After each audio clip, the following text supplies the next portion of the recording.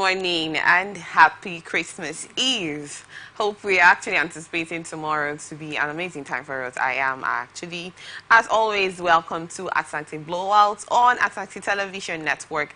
Asante Blowout is a syndicated live program of the network featuring chit-chatting and special interest topics, news, events, and stories through correspondence report, expert opinions, and stakeholders analysis. From Osun State, we have the pensioners protest over 18,000 naira minimum wage. In Kaduna State, Rector Lord Sani for increasing retirement age. And the presidency, President Bola Ahmed Tinubu has said he has no regrets for removing fuel subsidy. FGA has cautioned against politicizing stampede. And for the Yuletide, we have that FG commences 50% discount transportation palliative. And social welfare FG also to disburse 25,000 naira cash to 15 million households. We are open for advert placements, bookings, and commercials. You can connect with us on all our ATN socials on Facebook and YouTube on Asante Television Network, Instagram and TikTok at Asante TV Network 1, Twitter at Asante TV Net, which is live on our website at www.asante.net.work.tv.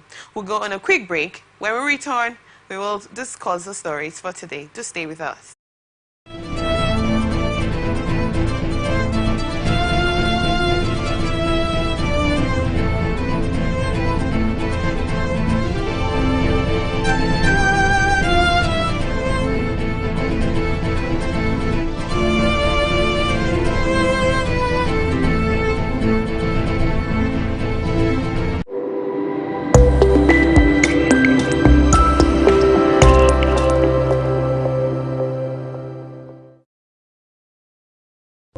From the lines across the ocean to the land beyond the mountains, through the Sahara, we bring all the sport news, live analysis, expert discussions on trending stories in politics, business, socio-economic, sports, and documentaries. So catch all the updates on the happenings around the globe. Stay focused on the fact today. Only on ATN.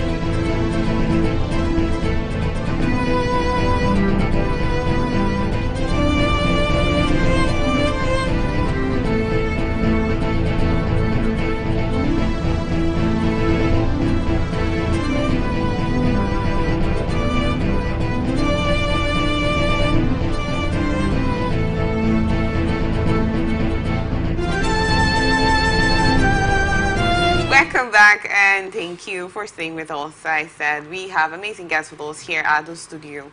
He is a regular, and he is Manki Tane Adubabari. He's an Esquire, solicitor, and advocate, as well as notary public of the Supreme Court of Nigeria. He's a socio-political analyst and a mentorship coach. It's a pleasure to have you here with us. You're welcome. Thank you so very kindly. Thank you so much. I hope you're ready for tomorrow. Well, somebody asked me that question at the gate, and I said, what's happening tomorrow? Tomorrow is Christmas Nah. Day. It's the most wonderful time Yeah, of the year. I can tell anybody as a takeaway, tomorrow is not a death sentence.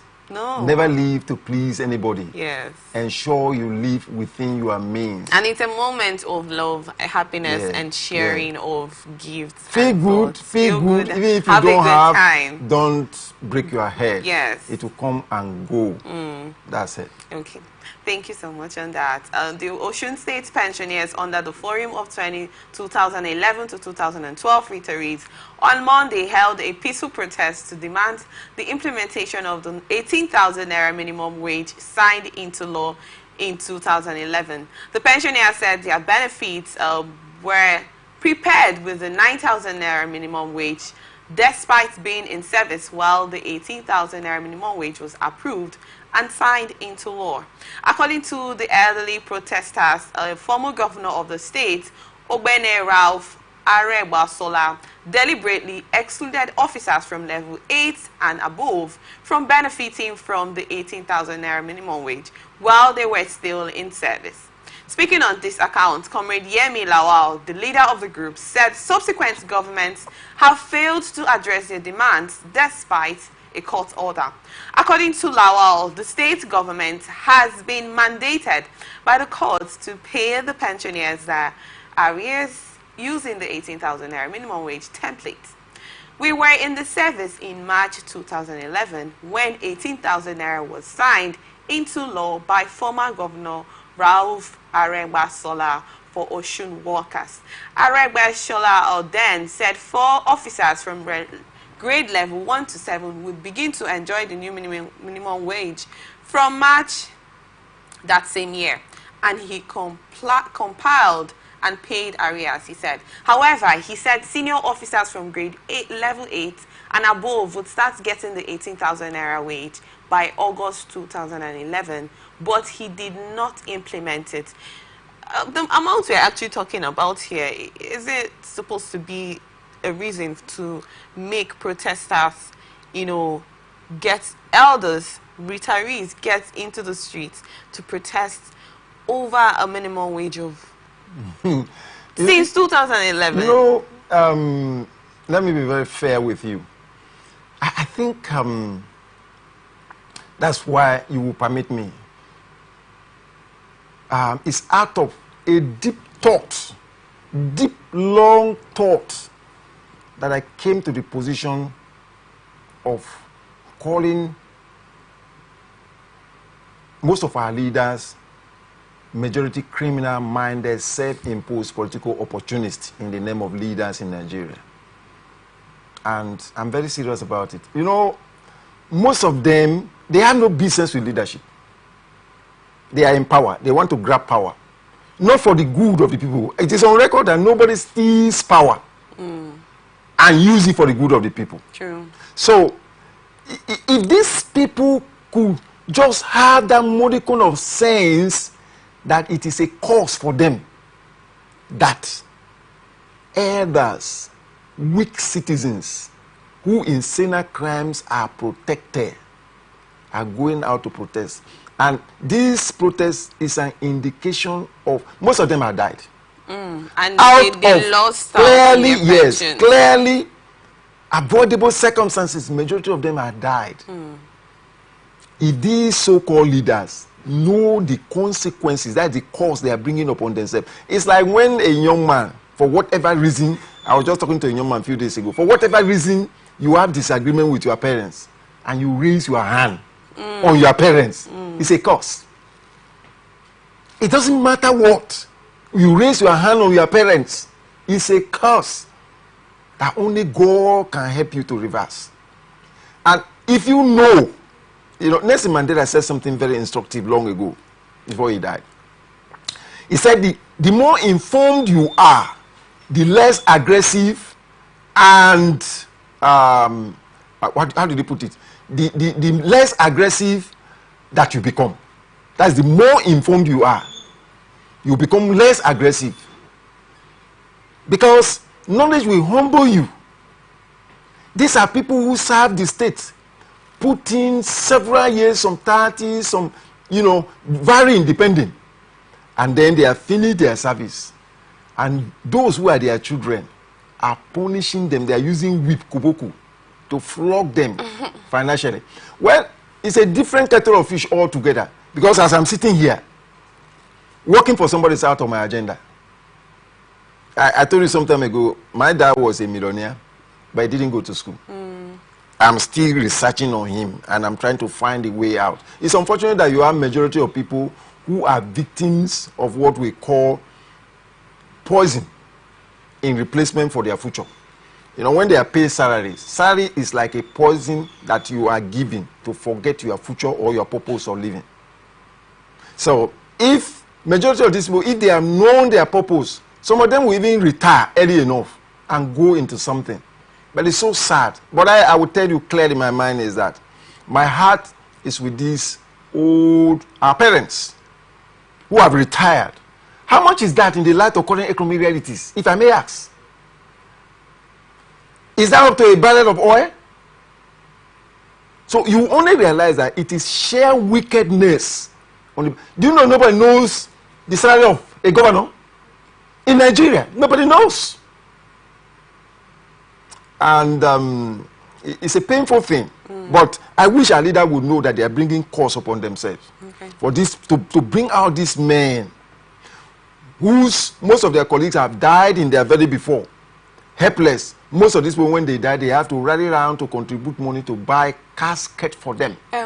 Quickly, Barrister Mankey, I wanted to ask, why did the pensioners wait until now to protest over this issue? Like they said, yes, till 2011, they have actually made this known to the Governor Ralph Abe Bashola. Yes. Now look at it. And it's up till how many years up till now? Why did they not speak up? Why have they not been expressing themselves all this while? Yes, it could be that they have actually written to the state government and made appeal and all of that. But my question is, why did it take so long for them to make this protest? No, you won't understand it. That is the height of helplessness.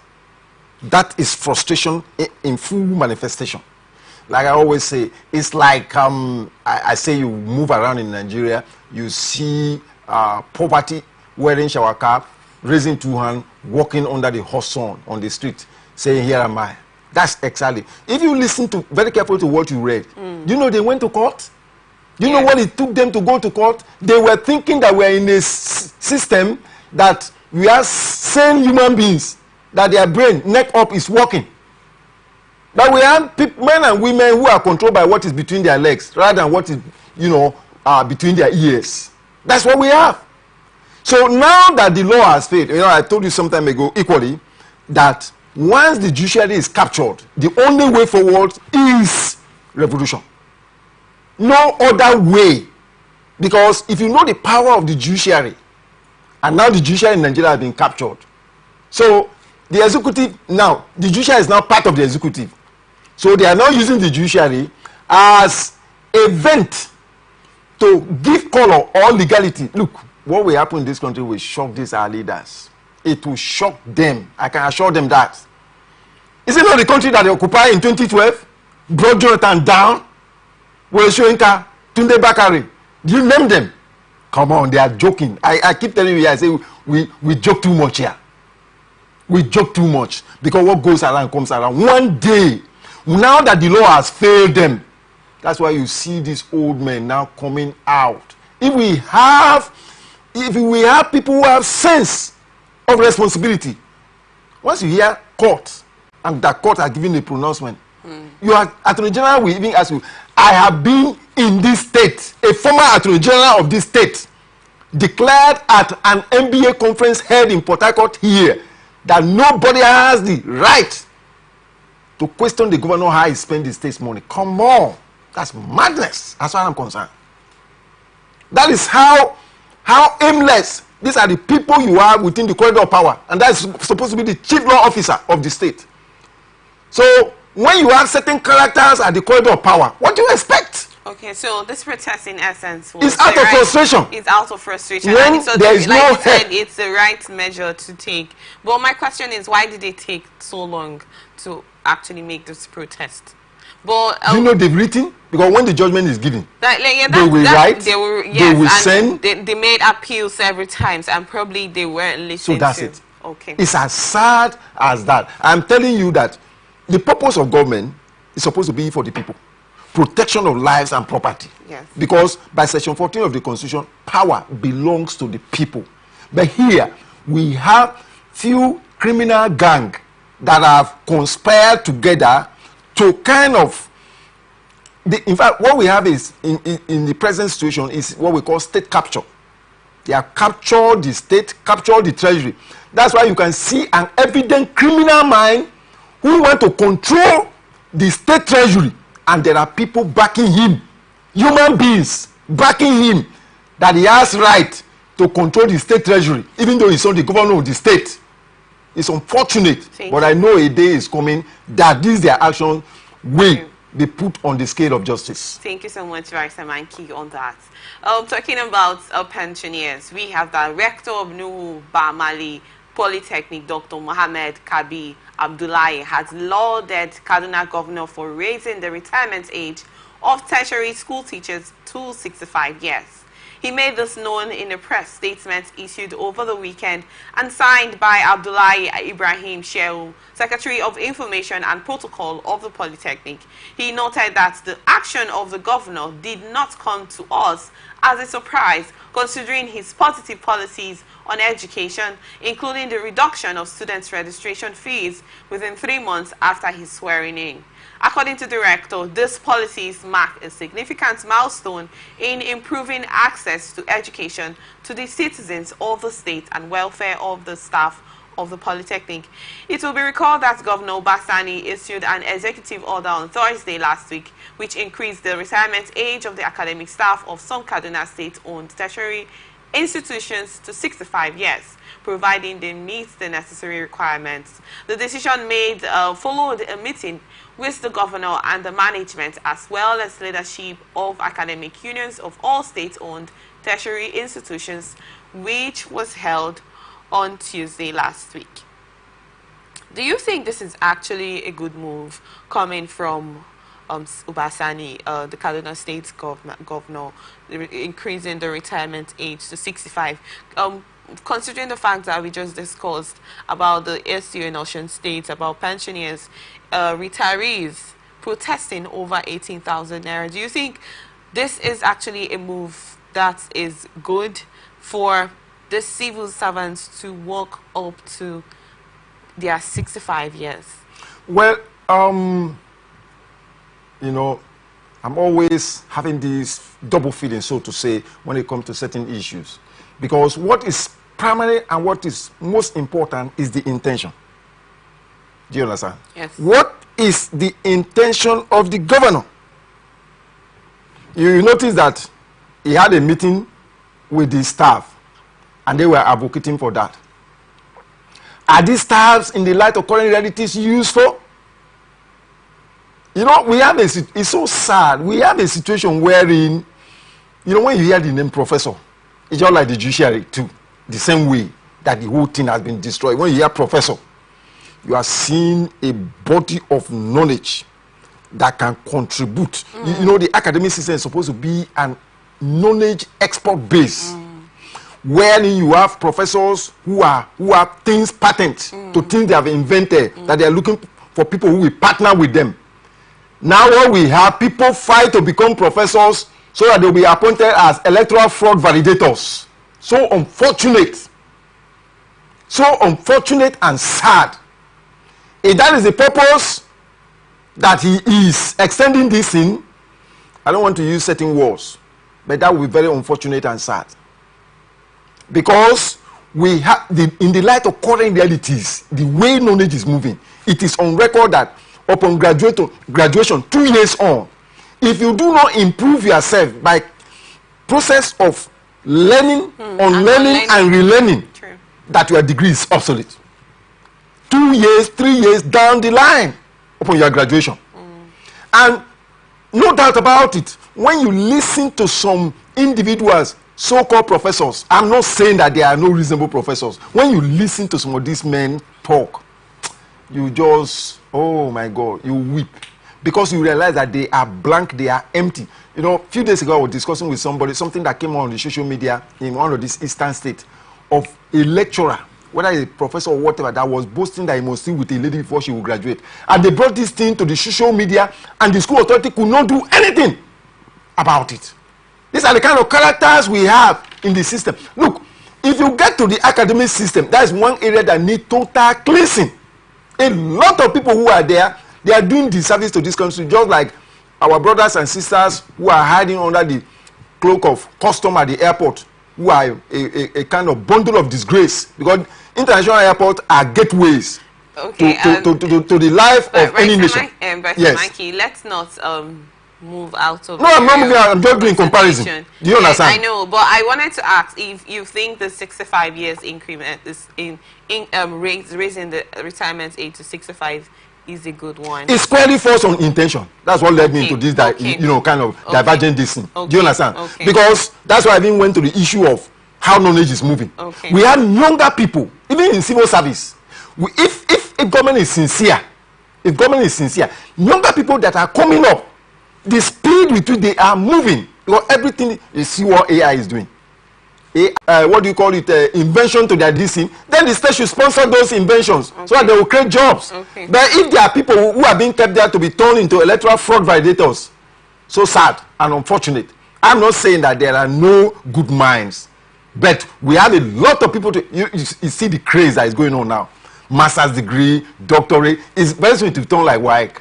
Do you understand? Here and there. Most people, look, you don't have anything to offer, and you think that by having paper degree, that will give you something. No, it doesn't work that way. You must have something first before you not seek for certification as a kind of backup. But we have a situation wherein you see people, they are having that degree so that they will be able to contest. Then when it comes to the issue of contest that they want to, you saw what happened in Edo State. That is the one that is still rolling on the table. We all saw. And people are questioning. It was said to be a mistake anyway. Oh, it's a mistake. A mistake, you belong to that? I don't know. I don't belong to that, but it was no, that's what Tutu says there's no ground for neutrality. So where do you belong? And whoever says in the issue of injustice that he's neutral, Desmond Tutu say the person belongs to the oppressor. So you must take side. To me, that is an assault and an insult to the collective intelligence of those of us who are privileged to go to school. Do you understand it? So let's face the proper thing. If the intention is good to say, oh, these are good minds, you can retain them on like contract. Do you understand? Consultants who will come in and talk to the system like old coaches who can no longer play, but we just sit down and give direction to the young players. Tell them, when this happens, this is what you do, out of experience. But if it is a situation to keep them for political purpose, like I said, because this is what I am saying. So do you not see the political class controlling, and from there they will be having degree here and there, left and right. You had one university in Abuja there, left and right, they are just having degrees. Degrees of what purpose? Is it contributing to the system? You have a situation wherein you have graduates being churned out to go and apply. They will telling you, I can work under pressure. I'm a team player. Team player in what direction? You are supposed to be a job creator. That is how it is in the West. Here, you have PhD holder who is looking for a job, who is ready to take 10,000 naira work per month. No, it's unfortunate. I hope the intention is good. If the intention is good, fine and well. But if it is otherwise, I condemn it. Quickly, I wanted to ask, you talked about the young minds. Do you think also the young youths should be given the opportunity to engage in public service? Well, I've said this before. Let me give you, because sometimes I don't like being seen as if I'm sounding very pessimistic.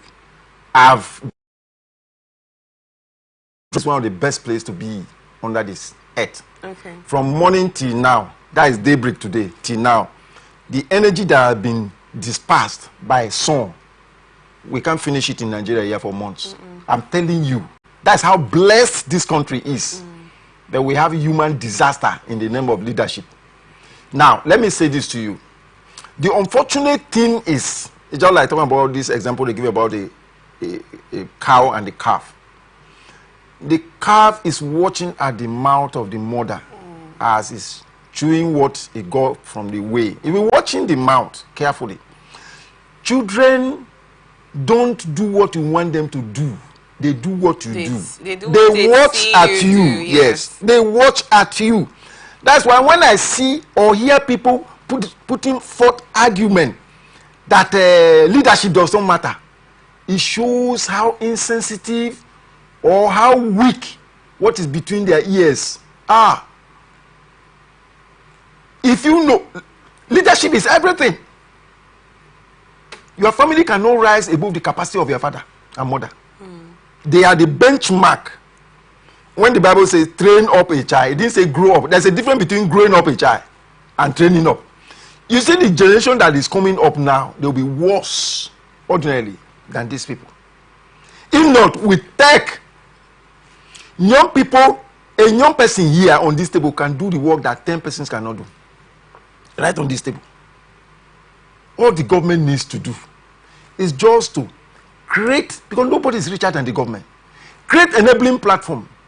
Create, for instance, low-cost housing and give opportunity to these our parents.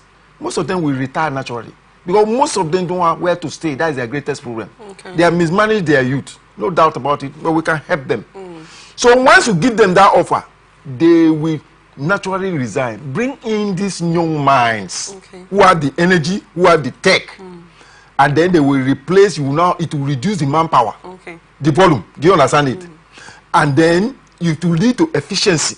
So many things are going to, it's going to also improve production. Because, you know, what you love, what you do naturally, like I always say, and I always joke about this, one of my friends who was angry about the son, 3-year-old son, who challenged him that his English was bad. And the guy was very funny because he was not living in the light of current realities. And I told him, I said, look, you and I use slate to do primary school. And you think in real sense that this child that is using tablet for crutch, that we're on the same level, you think we must be joking. And that made meaning to him. And he had to calm down. What are you ranting about? There's a generational gap. Leave your phone in the hand of your younger one. If they don't password you out, and then you come back and say, please, who touched this phone? Please come and open it. I want to check something important. Then if they are you are good with them, they will come and unpassword it. And then you can beg them to show you the password. You know, there are some that are timer. After some minutes, it will just back you out. And you can't do it. That is how these young people are. All this issue of Yahoo you are hearing about is a diversion of creativity. Because creativity is like overflowing water. Better channel this overflowing water. It will obey you. That's why something that is in motion responds like a vehicle moving. And somebody wave, it responds to it. Or tell you take this way, it responds to it. That is the same way. The youth, the young people, there's something vibrating in them, and that is the future. Channel them appropriately. Channel them appropriately. And you see, Nigeria, the world is afraid of Nigeria. You know why? Because of the population. And even Europe knows that the day that Nigeria gets it right in terms of leadership, Europe will shake. Check what happened when Onyema entered into Nigeria-Britain air route. You know it. Lufthansa shook. British Airways everywhere. So talk less when they want to enter into America. So the same thing is in this direction. If we have leaders who are thinking ahead, they should embrace and take advantage of this youth. And then let's move things ahead. It is for our good. The resources are here. The money is here. It's not your money. Let's do the right thing. Thank you, Barrister Manki. Moving forward, we have the President Bola Tinubu has reiterated that he has no regrets about removing the fuel subsidy, emphasizing that the decision was necessary to secure Nigeria's financial future. Speaking on Monday during a live presidential media chat broadcast nationwide, Tinubu explained that the subsidy was draining the country's resources and jeopardizing future investments. We are spending our future, we are spending our generation's fortunes. We are not investing, we are just deceiving ourselves. Why should you have expenditures when you don't have revenues, he asked. I don't have any regrets in removing the fuel subsidy. We cannot spend our generation investments. We have no choice. Otherwise, we are headed for the slippery slope. Financial disaster, not just for us, but our children. Do you agree with the president? He made a presidential speech yesterday considering the stampede and the fuel subsidy removal. But I want to get your thoughts about this. What do you have to say? With maximum respect, it is the president himself, the petroleum minister, that is deceiving himself and not Nigerians. Let me say this to our leaders. You know, most of our leaders, you know, there used to be a time, I grew up in River State here, our prime gateway to the news is Nigerian Tide. There used to be a time that for you to know what will happen tomorrow or this week, you need to go and look for a copy of Nigerian Tide or listen to DSTV or RSTV. Yeah. That era is gone into the dustbin. With the social media, you can relate globally without obstacle. That is where we are now. Tinubu cannot see. It's an insult on the collective. You know what is paining me? My pain is derived. It's just like when one Dr. Obele from Eleme, you know Eleme here? Yes. They are endangered people. People don't understand. What the petrochemical industry is doing to that community, decades to come will show most people there will die natural death. They are playing with their future in terms of chemical that is being released and the people are inhaling for nothing. I had Obele, Dr. Obele. I used to respect him in the past. But my respect for him crashed that day that I was defending NNPC. Where is the NNPC? Share is rolling out at now 95%. It's functioning now at 95%. After that, permit me to say, after that serial liar came on air, he was not defending NNPC here. By whatever nomenclature, see, Nigeria has globally recognized comparative economic advantage in the production of crude oil. I've told you here. Yes. I did my research work on the legal framework for environmental management in Nigeria, the petroleum industry in focus. The motto of my law firm is a beautiful Latin maxim, nemo daquo non habet, which means, by interpretation, a man cannot legitimately be expected to give that which he does not have. And that's exactly what Tinubu is doing. Tinubu did not promise any Nigerian leadership. He said it is his turn. He even bragged about it that even if he's not voted, that he will be president. And Mahmoud. We actually, I remember you said something like that, and I said, I talked about the fact that he was elected as the president. In what sense? In what sense was he elected? He was elected as the president. He was elected. He was imposed on us through. See, let me tell you, it's unfortunate. Why do you say he was imposed on us? It's very unfortunate. But he was actually elected, like I said. There were elections, there were state elections, there even were the one that happened in elections. The person that he has now put in Abuja there rigged the election in Rivers State here, and he has bragged about it. We have that he has no regret. We do not have proof of rigging of elections. Those were things that we had. Let me say. I'm not going to side anybody, but you're a barrister. Yes. Let me say this to you. Barrister Mikey, please. There is what. Barrister Mikey, just give me a minute, please. You're a barrister, and then you've oftentimes talked about not being guilty until being proved guilty. An offender is not guilty until being proved guilty. Yes. And then you also know about the aspect where if you have a case against someone, you bring evidence. Even though, oftentimes, I'm sure you've seen cases where this person is a murderer, but you're saying this person actually killed this person, but you do not have the evidence against this particular murderer that you have in question, that you want to persecute. And then oftentimes, this person would be granted bail, released. So that's why I'm going back to that aspect of having proof of certain things that we actually hear or see. Okay, let me correct you. It's alleged murderer. That is the word. Okay, alleged murderer. Alleged murderer. Okay. Because that will be in conformity with the adversarial criminal jurisprudence. Also, so we can also say that the case of rigging was allegedly said. Yes, alleged. Okay. Now, let me say this to you so that we don't divert so much. Okay. Let's square on removal of petroleum subsidy. Okay.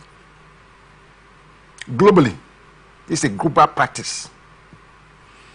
If there is a subsidy imposed by government, which is an intervention to save the people from hard economic realities flowing from the action of the government, government normally work underground to handle enabling environment that will cushion that adverse effect on the victims of the system.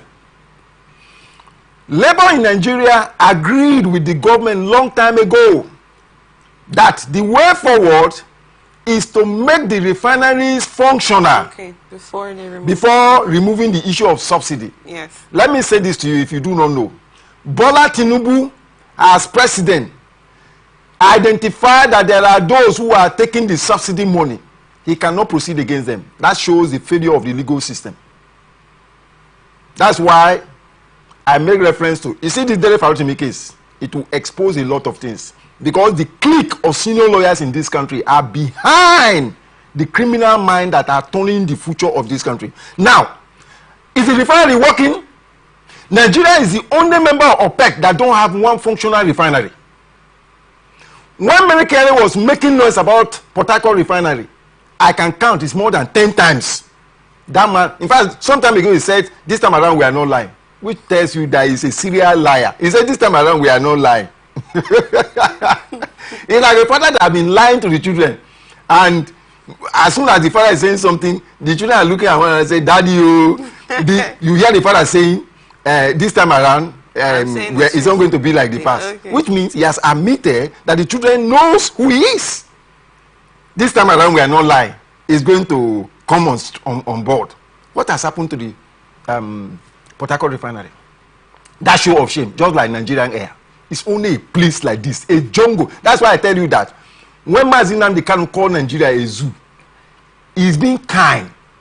Because in a zoo, things are organized. You're also Nigerian. Yes. So do you accept to be part of the zoo you're trying to mention? See. But that's not part of the discussion. I actually wanted to ask you, Barrister Mankey, do you think that this subsidy has actually affected? I know you're trying to make a point here, but I want you to make it in an open air. I want you to elaborate, make it more understandable. This fuel subsidy that was removed by the President, Bola Ahmed Tinubu, do you think that it caused more harm or good? Has it been to the benefit of Nigerians like he mentioned? It's to the benefit, it's his benefit. The wife, the son, who Nigerian security agents can pursue somebody who insulted the son and hunt down, and not that of Nigerians. Let me say this to you. Like I mentioned, the principle of Nemo Dako no habet. Nobody should expect Tinubu to give what he does not have. What did he do in Lagos? It's increasing of tax. Right? And that's what he is trying to impose on Nigeria. Do you know that major oil companies are gone offshore? Do you know what is happening offshore? Up there? Outside the face of Nigerians?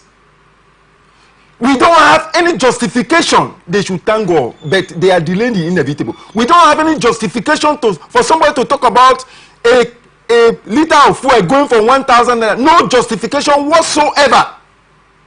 Do you understand me? By virtue of the fact that NNPCL has reduced the fuel price to 900. In what sense? In what sense? What are they producing? NNPC are being paid for not producing or not refining a cup of crude oil. What is happening in this country is pure scam. And the day of judgment is coming. That was why when Lagbaja died, I did not have a pity for him, because Lagbaja was a symbol of the wickedness of our leaders in this country. Well, when they were lying, we've actually talked about this. Lying and lying and lying. So now, it's not good to speak ill about the dirt. That's no matter what the person must have done. Let me say this to you. But let's not digress out of the. If Tinubu meant well for Nigeria, the first thing he would have done, in view of the state of the economy, was to declare state of emergency in the energy sector. Yes. Do you understand me? Yes. I've had opportunity of traveling around this country. The youth of this country, depending on the region, are also gifted by what God deposited.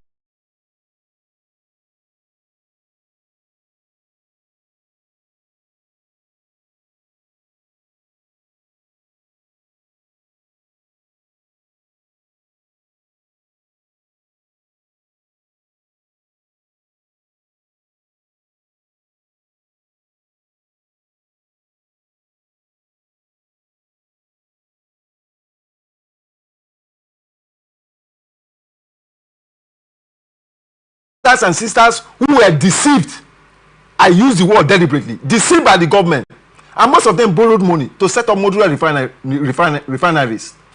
When they finish that refinery, it is expected that government should have been able to order NNPC to give them crude oil for purpose of refining at subsidized rate. Do you know what the government did? The NNPC, who is representing Bola Tinubu, who is the petroleum minister, because that is what they are doing. And let me give this expose. This is my own concept. Where majority of their stolen money was invested was in what do you call it? Dangote refinery. If you check Dangote refinery, still going back to saying things like stolen money. We do not have. You're a barrister.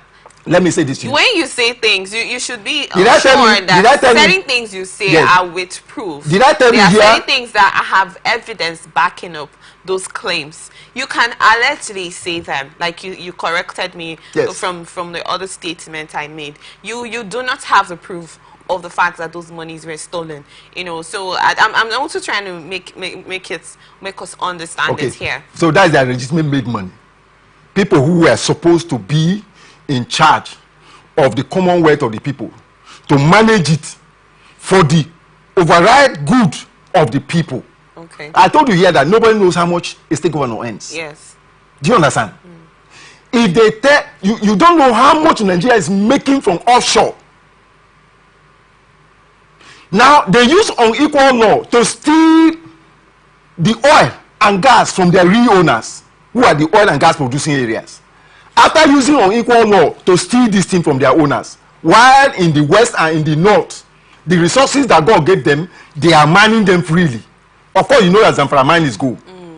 Now, that aside, okay, use this crude oil. If you understand what is going on, if anything evil before any of our leaders, you will not shed tear.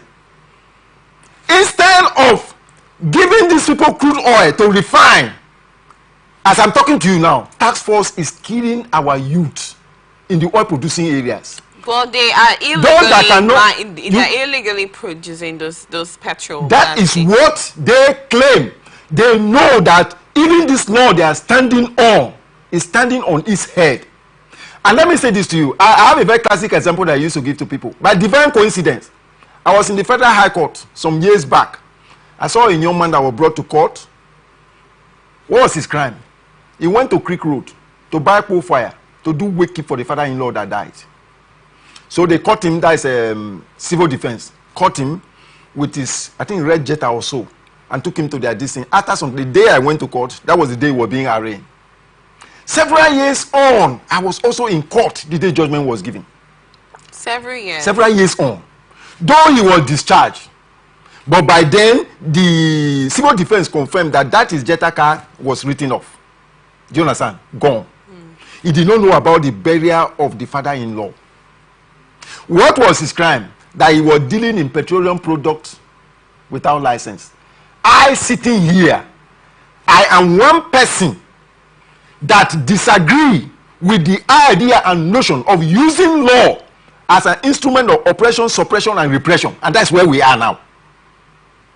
That's why people like Dele Farotimi can be charged for a law that does not, for something that is not known to law, because in Ekiti State... You talked about Obele, that they're releasing air, most of this bad air pollution into the air in Eleme.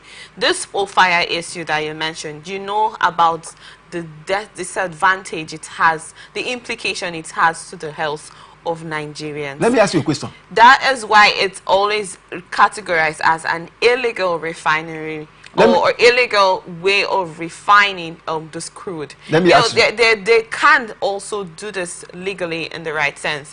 Like you said, the government should come in terms with them and, you know, legalize this thing that they call illegal refinery processes. But that's in that aspect of this particular man that was arraigned in court, you know, I do not know the real story. No, he went to buy that product. Yeah. For buying that product alone. That was his crime. Yes, but the thing is, according to the law that you practice, this is something that has been seen as an illegal, I don't know what word to go to, illegal product. So that is the case of it. Because this fire, most times you see in the air, it gets released, and sometimes you see the particles on your skin. Imagine inhaling this for continuous process, or for a continuous time, the effect it has on the health. There ought not to be anything like fire. If we have a government that has human face. Yes, that's do you understand I'm saying. Yes, in as much as yes, we actually want to do this on our, but this has been categorized as an illegal thing. Do you know those who are the main culprits in this pollution? They are the Navy and the Air Force, who are destroying and burning down these facilities. And I tell you one thing, I am very sure they are not discharged at the bar of their conscience. Go to any of the military formations, their bases, and check what their peasant wife that cannot afford gas. Do you know how much is a kg of gas presently? It is the coal fire they are using to cook for them. And though they cannot use the law, they cannot use task force to kill, they are using the law to kill. And the blood of these innocent youths are crying for vengeance. And I can tell you, I grew up in the village. I've seen the fate and the end of those who think they were wise, who shared community money contributed by poor people. I've seen their end. I've seen the end of their children. And I don't envy the oppressor. As a lawyer, I, like Martin Luther King says, if you want me to keep quiet, if you want the peace of the graveyard to keep quiet in the face of injustice and evil, he says, if that's what we bring about peace, I don't want it. Thank you so much. If that is the peace they are talking about in this country, even Brother Tinubu knows. Look, go to the market. Today is Christmas Eve. Yes. Go to the, how much is a chicken? I'm sure you negotiated for one. I've seen local billboards around live chicken here for sale. And all one. Do you know how much? 30,000. For one, how much is minimum wage? Don't laugh now. Let's be serious. Let's be serious for once. 70,000. 70,000. So you buy half few concom of rice plus a chicken, right? Yes. The money is gone. And then the president has that order. I'm sure Nigerians are praying for him. Because, see, let me tell you, I ask our leaders, this money, what are you using it for? In the Western world, the way leaders think, they look at everybody as a human being. There's a distinction between human being and animals, right? I'm not living in the cage like in the zoo, for instance. But even in the zoo, things are in order. Things are organized. Yes. But we are in a situation wherein it is like a jungle. Okay, now that you are increasing tax, if you want to collect money from POS now, you are going to pay so much money to collect your money. And then you have so much money. Then what can you buy with the money? And the president is saying that we are getting more money. We are sharing more money.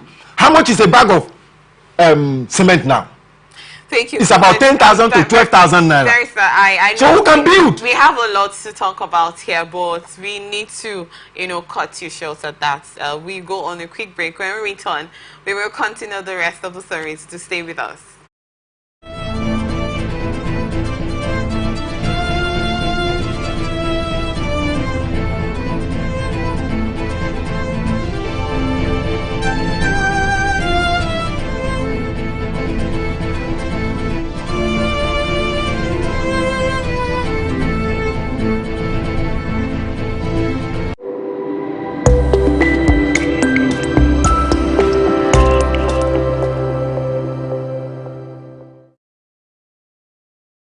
From the lines across the ocean to the land beyond the mountains, through the Sahara, we bring all the sport news, live analysis, expert discussions on trending stories in politics, business, socio-economic, sports, and documentaries. So catch all the updates on the happenings around the globe. Stay focused on the fact today, only on ATN.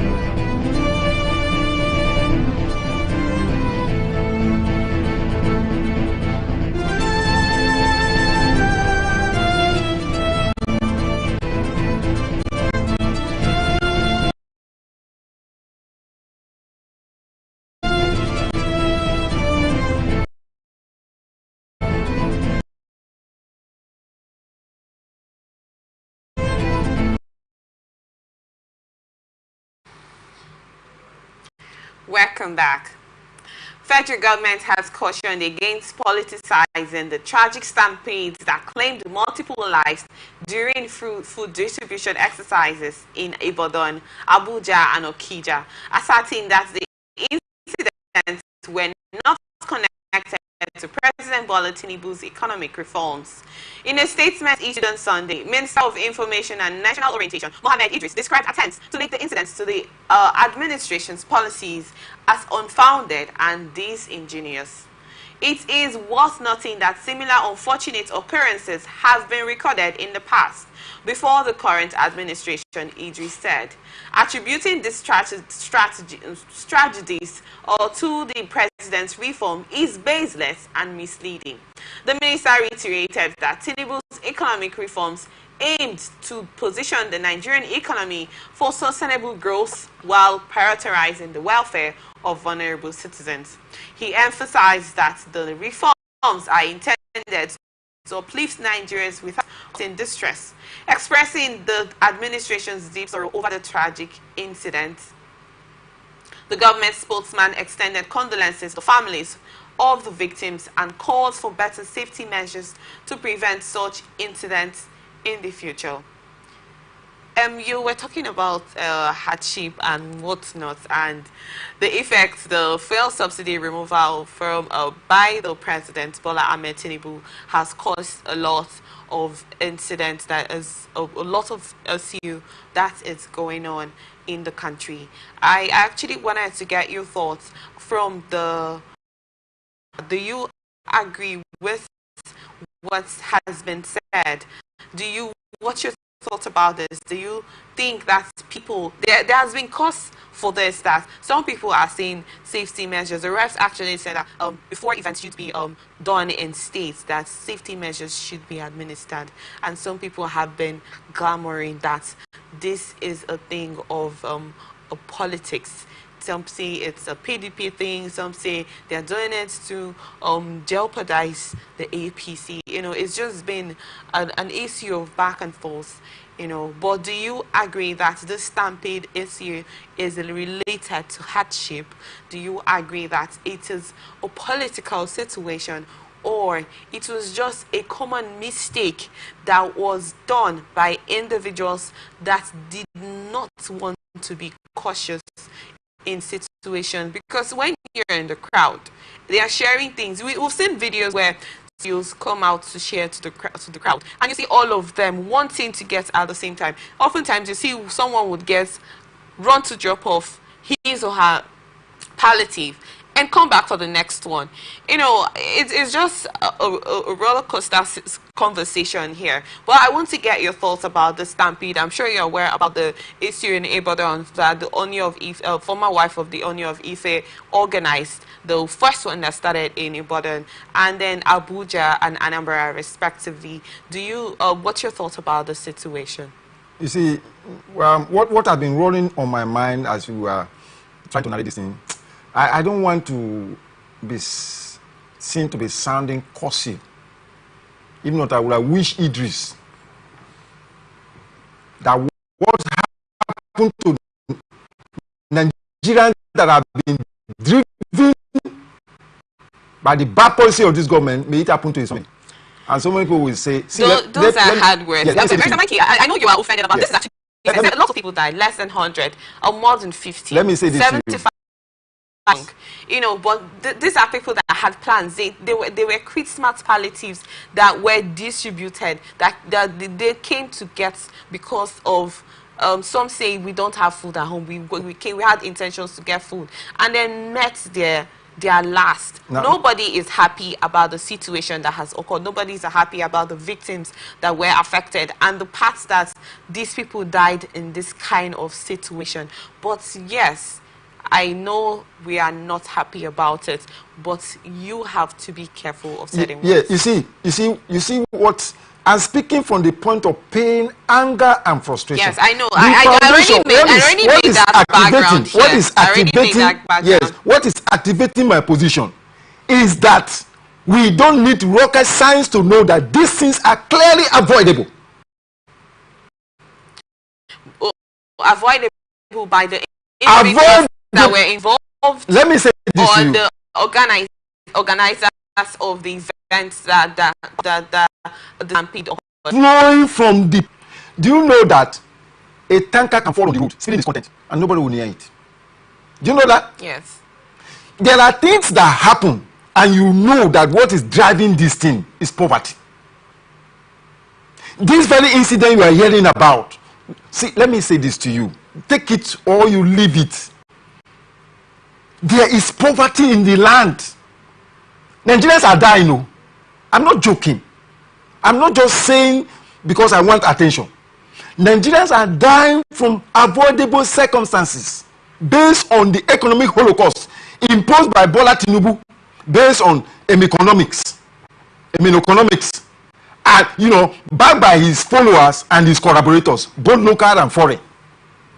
You are also politicizing this. It's not a matter of politicization. I draw three different scenarios from the political aspects, from the individual aspects, about the fact that I'm not going to be siding anybody, but I'm trying also to look at this at a different perspective.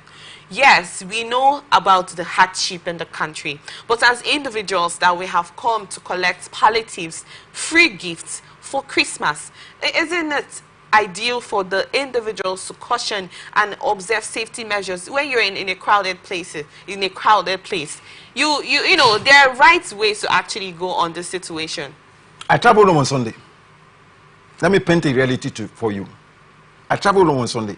I've heard of, you know, just like we are saying that what you heard is different from what you are seeing. Yes. I've heard of the spate of stealing in my place. And I went to on Sunday and I saw it live.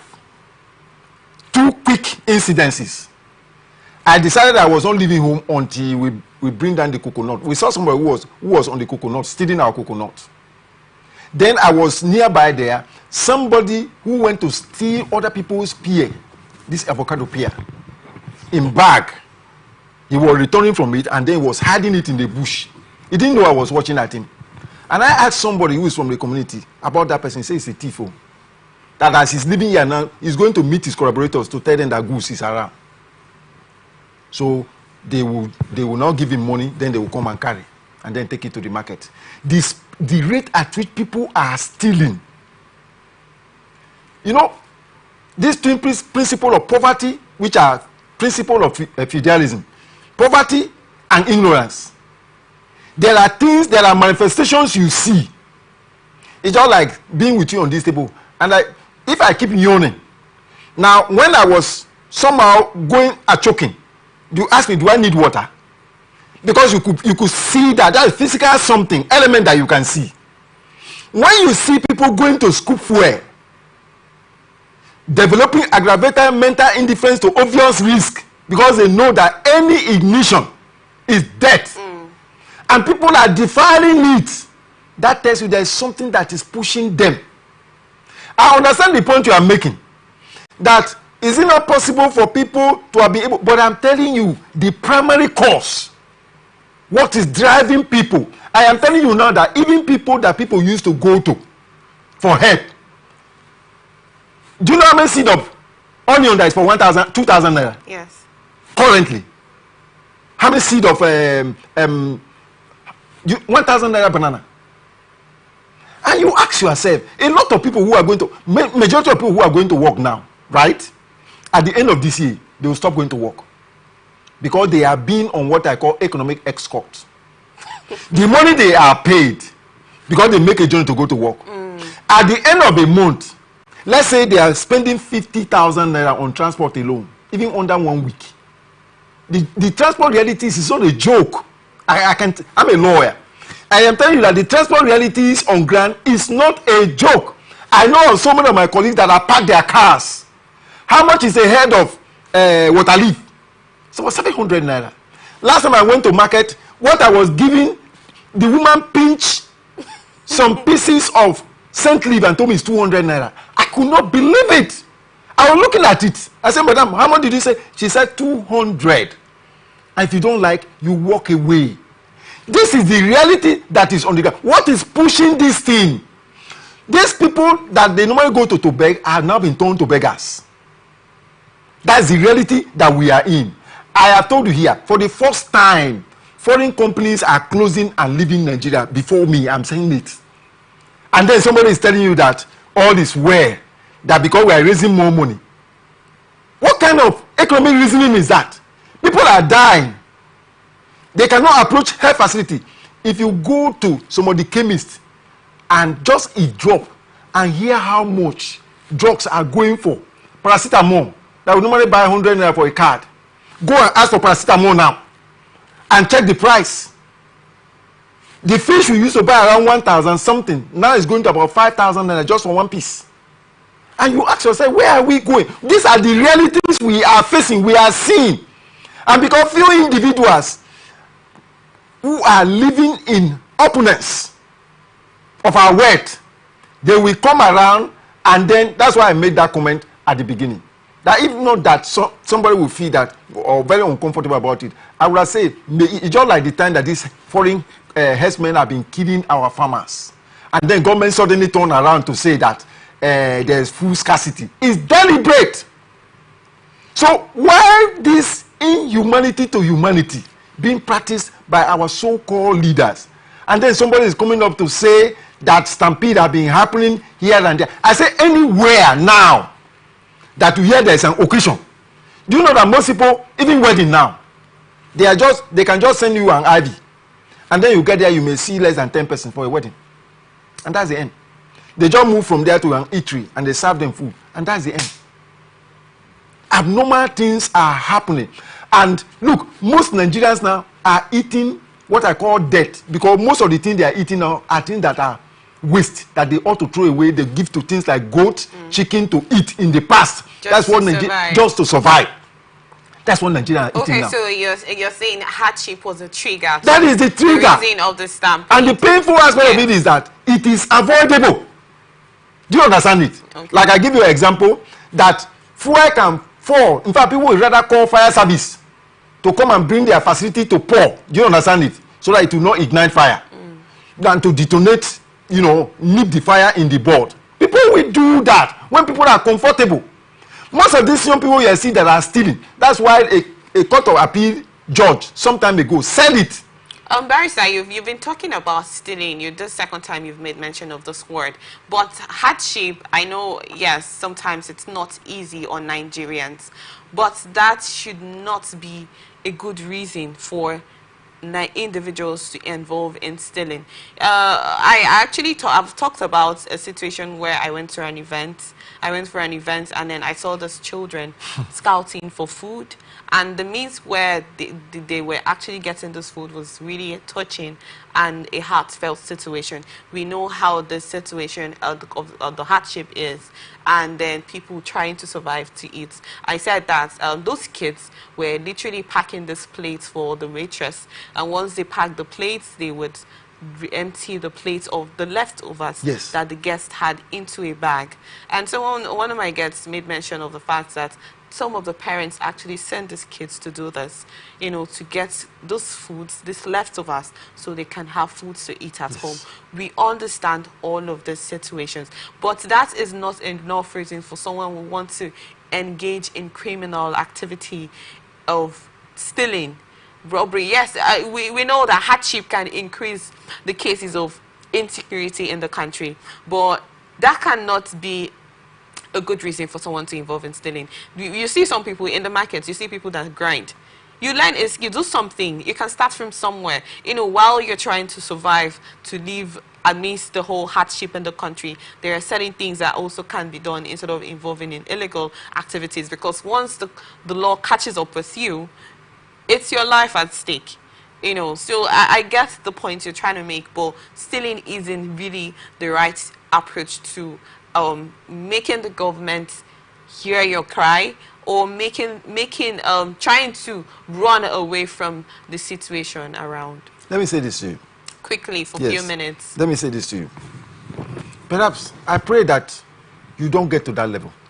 Amen. I pray very why would you say that? I pray very sincerely for you. I just talked about the fact that I saw this kid scouting for food. I pray. And I felt bad about that. Yes. You know why I'm saying that? Oh my God. I always say this to people when they want to eat and they tell you no meat. Hunger has not hit you.